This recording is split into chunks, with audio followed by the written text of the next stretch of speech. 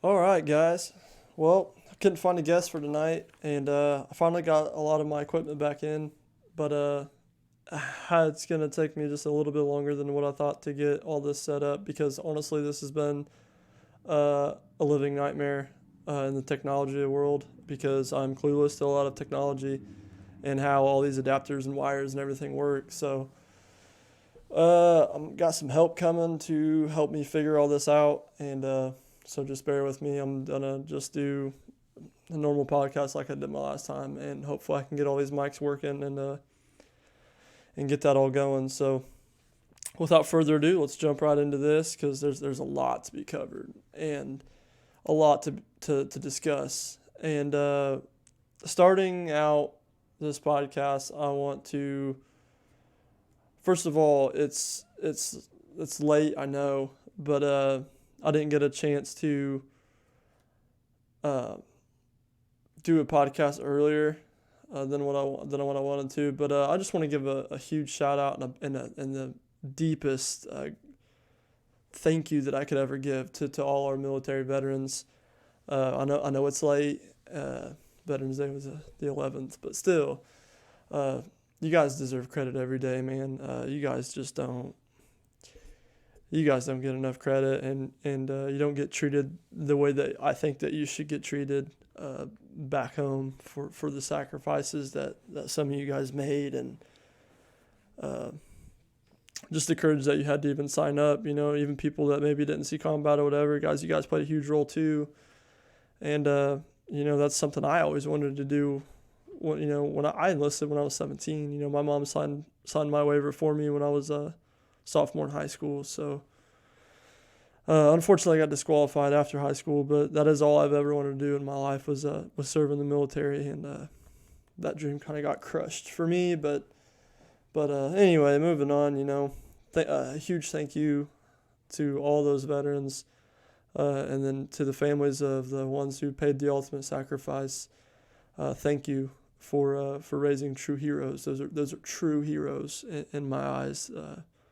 True heroes. So thank you for raising those young men and young women that so graciously serve our great country here. Can't give you enough gratitude. So thank you guys, and hope you guys had a good day. So. But moving forward, like I said, I got a lot to talk about, and I'm gonna start off talking about something that's been talked about and very controversial this week, following the Astro World concert, where Travis Scott was performing. And for those of you that don't know what happened or what I'm talking about, there was a concert held, and it was multiple artists, but it's called Astro World. And so basically, what happened was Travis Scott was performing, and while all these performances were going on, there were 50,000 people, sold out 50,000 people in this concert, uh, and it was an outdoor concert.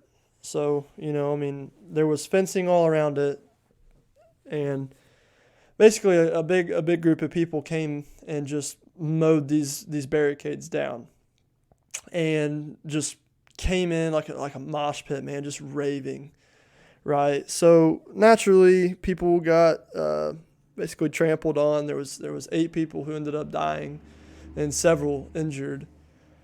And to me, it just seems crazy, like, right? Because like I've been to a bunch of concerts, and it just oof, to be able like to watch this happen. Imagine being there, right? Like some of these guys that like some of these people that got interviewed literally consider this concert to be a living hell.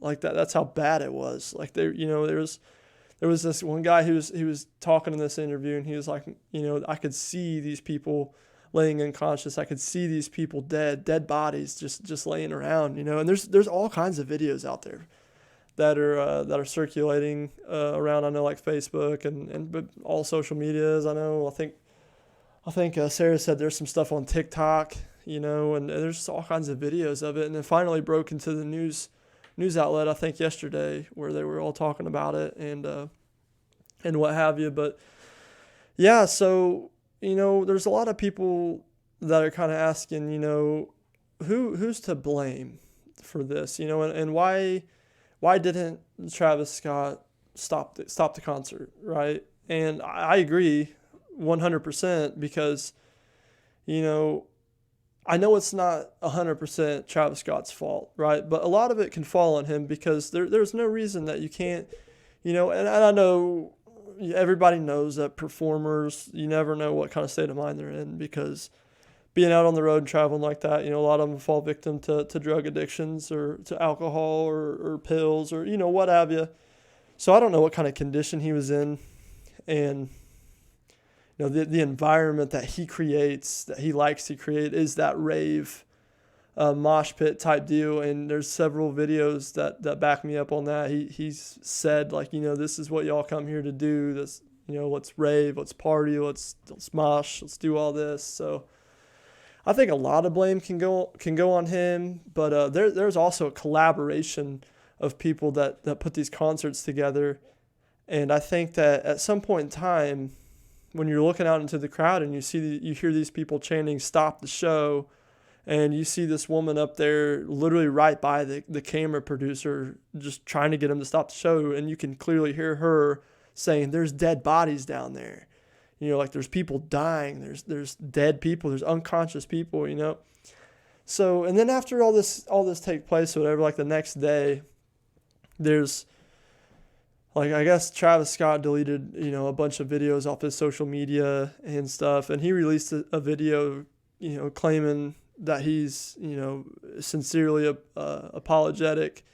And he did not know that there were people out there. Like, he did not know the events that actually took place. He did not know that there were security guards stabbed in the neck with syringes and injected with drugs that later on had to be Narcan to be brought back to life. That's like security guards getting, stabbed in the neck with syringes, man. Like what kind of concert was this, right? It's crazy. And, he claims that he didn't know that there was unconscious people, but clearly in a bunch of videos, he stops in mid-song one time to help the ambulance get to somebody who's laying there unconscious. And you can clearly see him. He's saying, "Hey, yo, he's unconscious, get the ambulance out here," right? But yeah, like, okay, the 8 people were dead, but whatever, it's say you didn't know anything about it, but whatever, But there's just so many people talking about this right now, and like, just basically just dogging Travis Scott, and which he does deserve it, because there was no reason he couldn't stop the show. I don't think, I know that's how he makes his money and whatever, but man, there's always a line that comes to that kind of environment, and safety is that line. What's the point in having 8 people die at your concert? There's just no need for that, I don't believe. So so it's just, whatever. But I'm going to continue to follow that because, I was reading on this, and it said that the police launched a full investigation on this, considered this event to be a mass casualty. So I'm going to keep following this. I know there's a bunch of lawsuits that are being filed against whoever, Travis Scott or whoever the producers or whoever made the show possible, the entire, whatever. There's just a bunch of lawsuits being filed, and I'm just kind of curious. I'm going to keep following this to see what the outcome of those are. Same way with my next topic. It's a huge controversy right now, and I'm diehard into this because I really do want to see the outcome of this, and that would be the Kyle Rittenhouse trials. And I know that happened quite some time ago, but he finally made his first court appearance and first trial. And for those of you that maybe don't know what I'm talking about, or just, forgot about it or whatnot, but this was an event that took place, I think it was like around August or something, or something like that. And this was a 17-year-old kid who was from Illinois. And he had a buddy or whatever. He got asked to come to Kenosha, Wisconsin to help protect the business while the Black Lives Matters and the protesters and rioters were all taken to the streets when all that situation was going down. And he showed up as a 17-year-old boy, and he was out there and, plate carrier, toting an AR, but from all the videos that I watched, I mean, he kind of minded his own, he didn't really but there's several videos, and this is huge. This is huge in America right now because they're pushing gun laws. And if anybody wants to have an open argument with me about that, I'll be all ears on that, because I have a lot of knowledge on that. And if you don't think that they're pushing our gun laws, you're very badly mistaken, because I can show you at least 6 bills right now that are literally limiting our gun laws. So if that's what if there's anybody that wants to argue with that, please come on the show and come on this podcast, and we'll discuss it. I'm not going to get heated or nothing about it. I'm not that kind of person, but I really do want to discuss these situations that are happening currently because they're so important, right? And we need to be talking.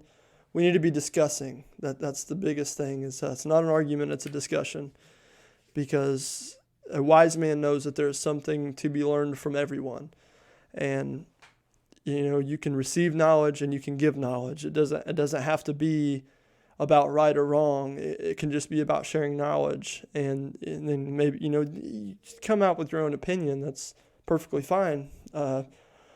Being pro-Constitution, I think you should have every right to whatever opinion you want. So argue with me on that.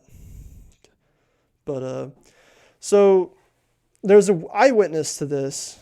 Last name Hernandez. I'm not going to get into all that, but he's got this entire protest on camera, right? He's got camera shots and videos, and he had a drone shot, and he has drone video coverage of it. And you can clearly see Rittenhouse get charged by some guys. He gets decked in the head with a skateboard, punch, kick, whatever. Meanwhile, he's holding his rifle, right, and he doesn't even fire around. And this happens twice. They gang up on him twice. And in the last video, you can see that he's walking away from him, right? He's trying to de-escalate the situation, I feel like. He's walking away, and you can see this one guy who really started this all was his last name is Rosenbaugh, but you can really see him. He's walking up behind Kyle, right? And you can tell his intentions. He's going to get him from behind. And Kyle turns around real quick and nonchalantly just puts 4 rounds in the dude, right? I mean, he was about to get hit from behind, and this had been the 3rd time that they just, were chasing him down and whatever. And man, he just turned around and he just 4 right to you, bud, And then the entire situation, as you can imagine, just escalated from there on. And the other guys end up charging, he shot 3, killed 3 people. I mean, there was 3 people out of the 4 that were in that group that he shot and killed and injured the 4th. But so here's what's controversial about it is you have a 17-year-old kid who's toting an AR-15. Is that illegal? Yes. Should he have been there in the heat of that situation? Probably not. I know that I have different views than some people out there, but but did he act responsible enough? I know he shouldn't have been there. That's the first mistake, is he put himself in that situation, right? But at the same time, what came out of this was 2 out of those 3 that got shot and killed were convicted felons and had pistols, right? They were waving pistols at Kyle, and there's video coverage of this, guys. There's videos out there that show them they're pointing their pistols at him. They're taunting him, doing all this stuff, and then like I said, that last time he was walking away from the situation, and that guy came up behind him, and turned around and just put 4 in him, and then, like I said, it just escalated from there. So you have people saying, well, he's a 17-year-old kid holding shot and killed 3 people with a rifle. Well, like what's the controversy about? Lock him up. He's doing life for homicide. And while that is true, it is illegal what he did. However, these 2 guys end up being convicted felons, with these rifles, and you just got to think, like, how is this going to work in the court system? How is justice going to play out? Because here you have, he's pleading self-defense. If you haven't seen the trial, he's crying really bad, right? He's bawling his eyes out. And put yourself in his shoes, right? Like, he screwed up. He shouldn't have been in that situation. He put himself there. But imagine being a 17-year-old kid facing life for doing what you thought was right, standing up for the business, and what he went through.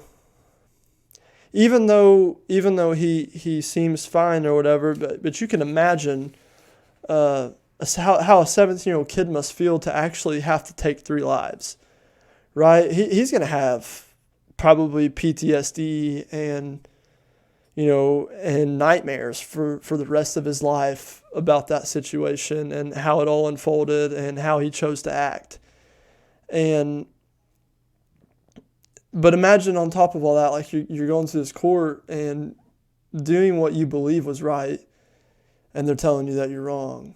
And here you are fighting for your life as a 17-year-old kid. Now, I just couldn't imagine that. So, I'm trying to keep that in perspective as well. I truly don't know how this situation is gonna play out, because it's so controversial, and they really gotta take a look and see just how this is gonna play out. And do I believe he was acting in self-defense? Absolutely.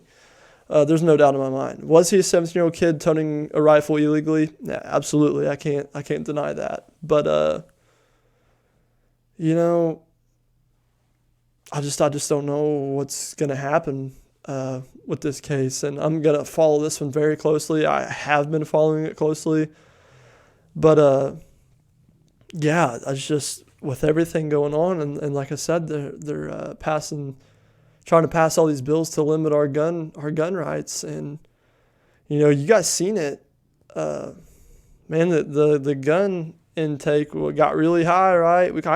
I could find ammo forever, and people were stocking up, man, because myself included. So I mean, I truly thought after that election that crap was going to hit the fan. And I mean, I have a plate carrier and I have all that stuff. So, but at the same time, I think the first thing you should do is never put yourself in that kind of a situation.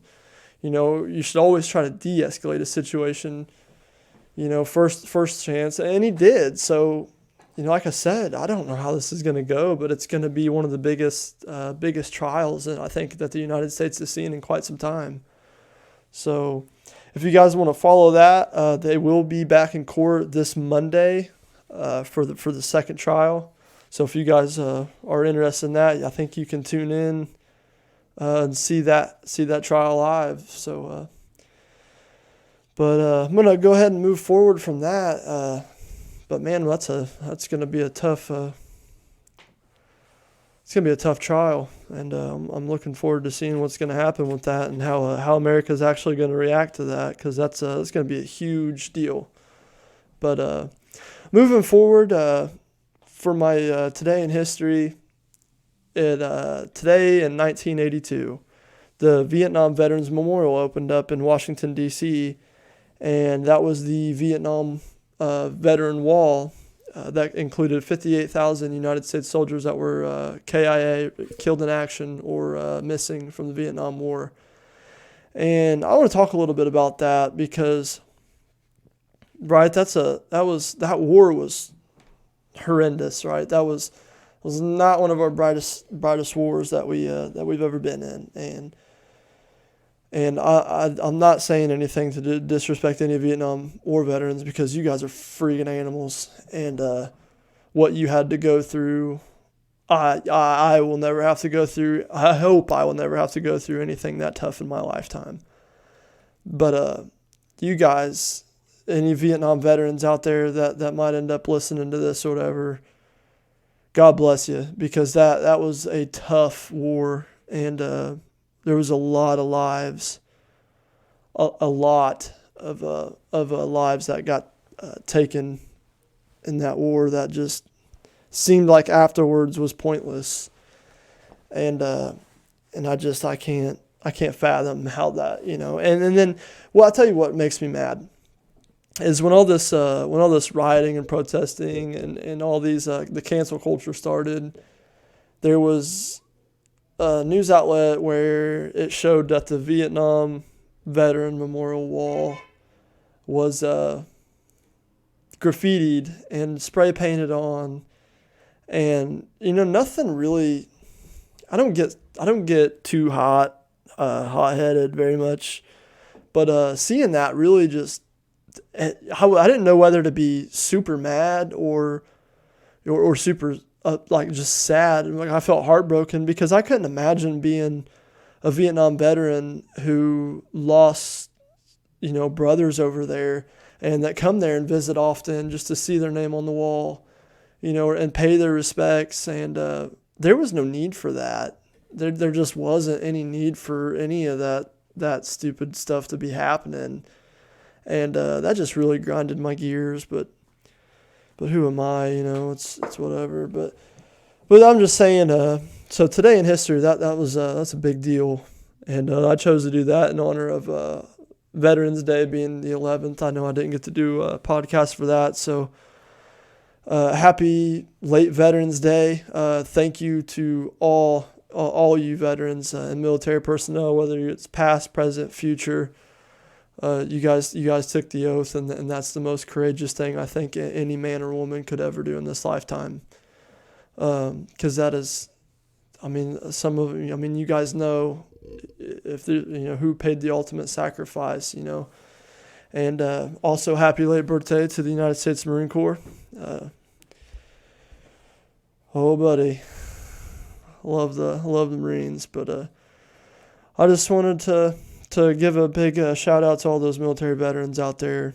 You guys mean the absolute world. I know to myself and to this community. Definitely, the state of Indiana is honestly pretty cool with expressing gratitude for veterans. I feel like if you ever rolling through Jennings County on like July 4th and Veterans Day, any of that, all the flags that we put out along both sides of the road, man, it's just a great time. And I never feel more proud to be an American than when I see those. So thank you so much to all those military personnel, and God bless all you guys. You guys don't get treated the way that I think you should here, and for your sacrifice and for what you did. So a huge thank you to all you guys, and yeah, so, all right, moving forward, back in my podcast again, guys. I know last time I talked very highly of him and gave him a big shout out, but Kenny Freeman, doing things again. I read on Facebook, or was it Facebook? No, I read it on the, it was Facebook, actually. I read on Facebook.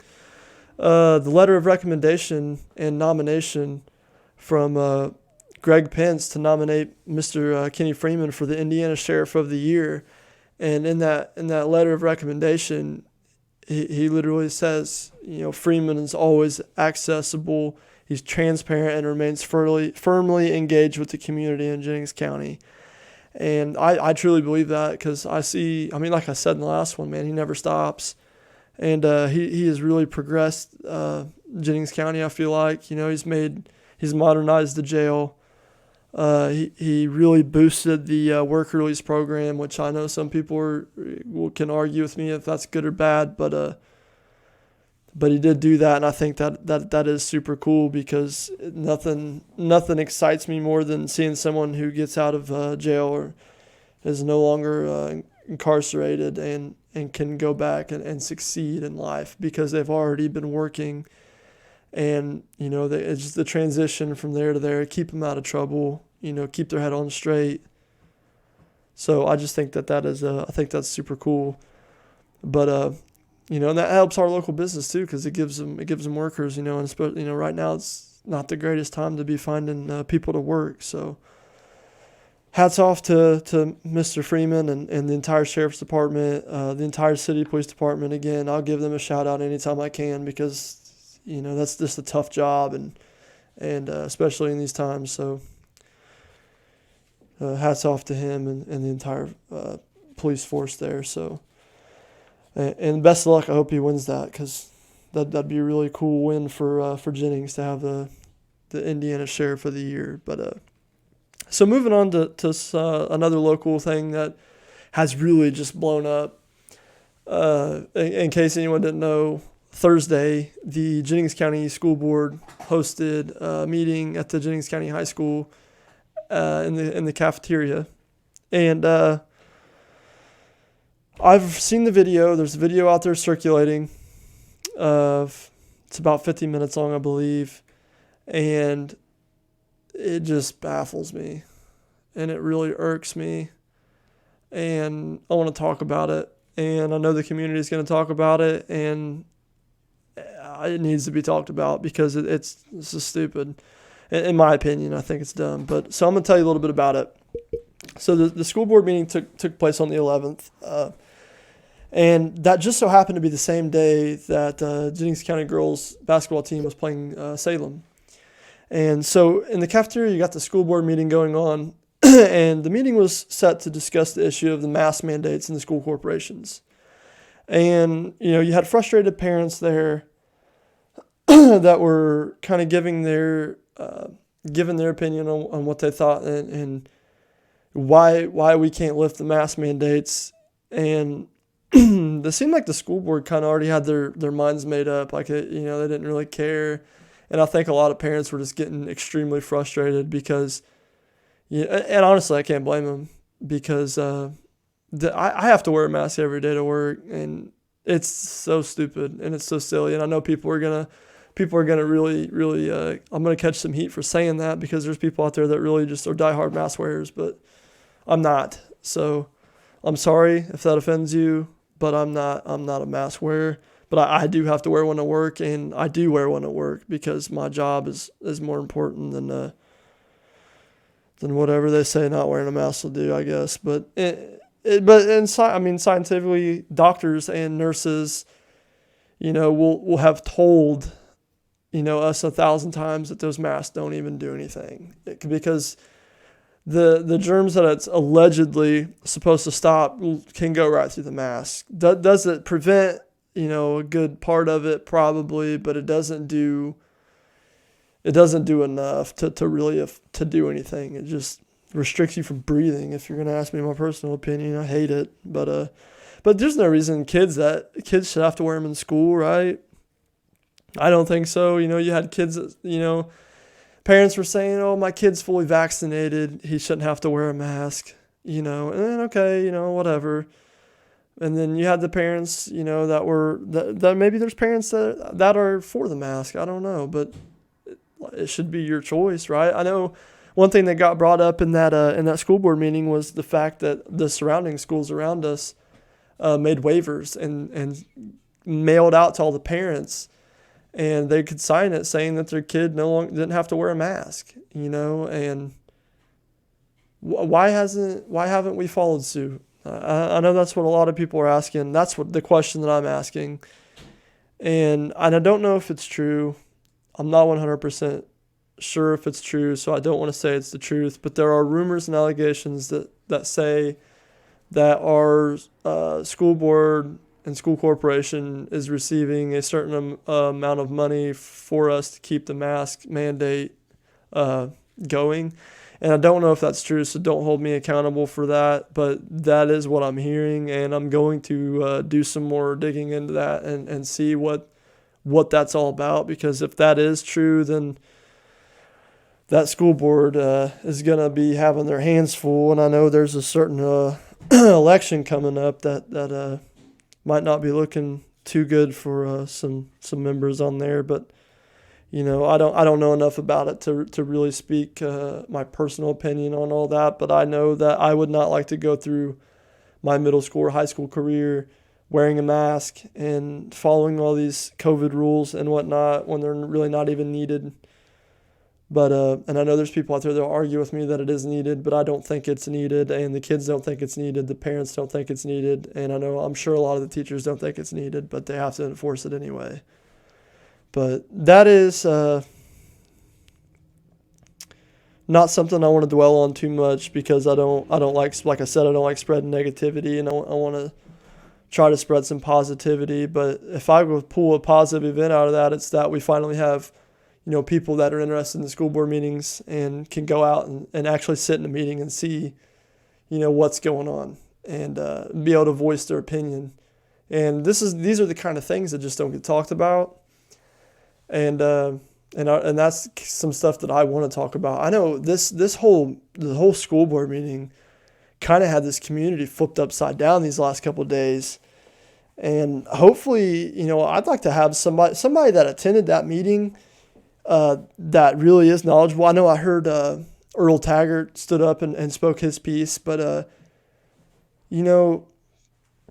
like to have some of you guys that go to these events, that are knowledgeable about it, that know a lot about it. I highly encourage you to come in and voice your opinion and tell everybody that listens to this a little bit about what's going on. Because me personally, I didn't even know there was a school board meeting.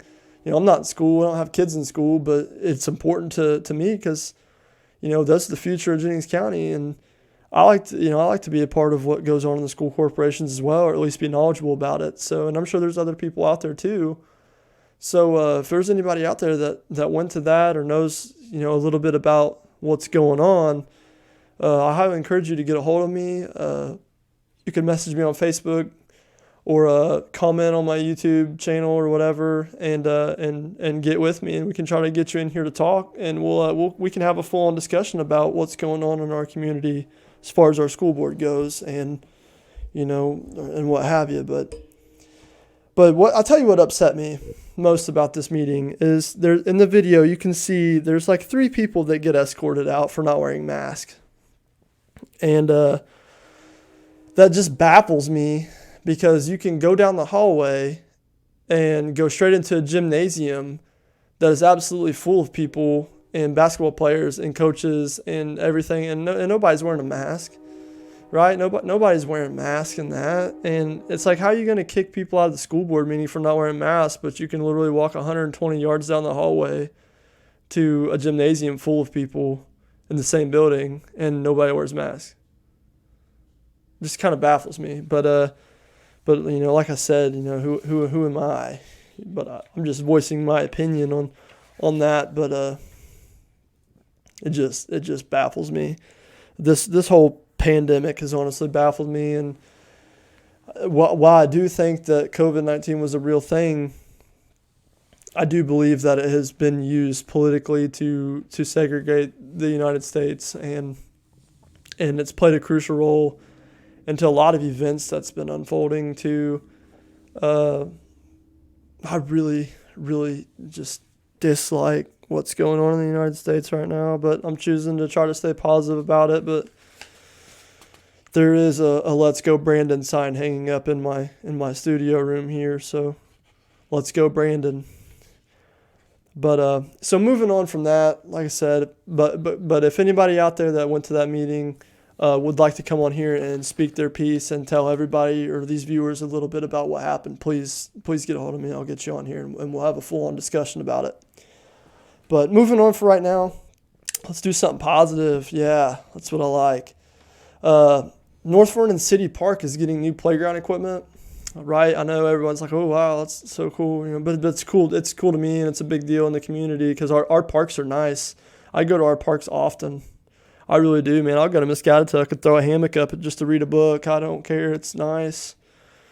If you haven't been down to Muscatatuck to see the park down there and the new splash pad, guys, go check it out because it's really nice, and it's kind of hidden.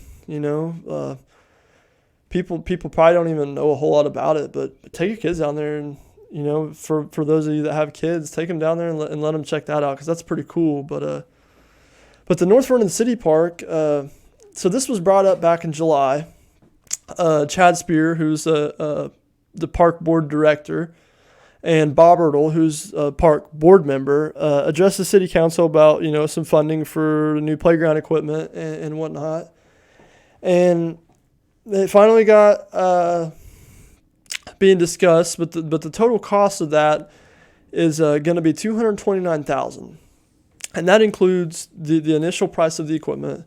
That includes demolition of the old playground equipment and installation of the new equipment. So if you guys go to, I believe it was, I read the North Vernon Plain Dealer and Sun online. It's so you can go to the North Vernon Plain Dealer and Sun on your device, and you can see that. Go back to, I think it was in yesterday's paper or the day before yesterday. But it kind of breaks it down in there, and there's a whole article about it you guys can read with all the numbers and whatnot. But for any of you that are listening to this and just kind of want to know how the funding worked for that and where they're getting the money from, in that article it says that some of the funding will come from the 2018 park pool bond, kind of leftover money that whole deal cost. Some of the parks recreation budget, and there's a little bit in there that I wasn't fully knowledgeable about, but it said something along the lines of some reimbursement money that came from the Tripton Park project. So between those three, that's where a lot of the funding's coming from for this, and I'm sure it's going to be really nice. And I highly encourage everyone to check that out. Come springtime or summertime, and they're looking to get that set on the first week of December. It was initially kind of supposed to be here in October, but with material shortage and trucking shortage and all these other events that Brandon's responsible for, it's going to be pushed back a little bit. So they're looking to set this on the first week of December, and so I know nobody's probably going to go out there and take their kids to play in the wintertime, but it's a good eyepiece if you're going to drive by, and you might check it out and just kind of watch and see what goes up and what it looks like. So, but guys, with all that, that's all my notes. I'm not gonna lie, I had this whole thing scripted out, so I knew what I was doing when I got on here. But just want to throw out a little bit. I got a whole studio podcast room set up now. I got 4 mics. I finally got my mixer in. I'm waiting on the audio interface because the mixer that I bought is kind of the wrong one. I can only have 2 mics on it, and I need 4. So now I'm going to have to kind of get some more equipment that I didn't know I'm going to have to get, and it's a real kick in the crotch, but I'm getting it along, and I am eligible to have one person on here to talk with me. I got that set up perfect. So if there's anybody that wants to come and just have a chit chat with me, let me know. And we're really working on getting these 4 mics going, because I got some big podcasts that are going to be coming up with some people, special guests. So with all that being said, guys, that's all I got for this one. And just always appreciate anybody that stops and listens to this and supports me in this. I got a lot of support on Facebook, and I can't thank you guys enough for that. So. Yeah, that's all I'm gonna have for this one, and hopefully next week we'll be out with another one. So see you guys, and God bless.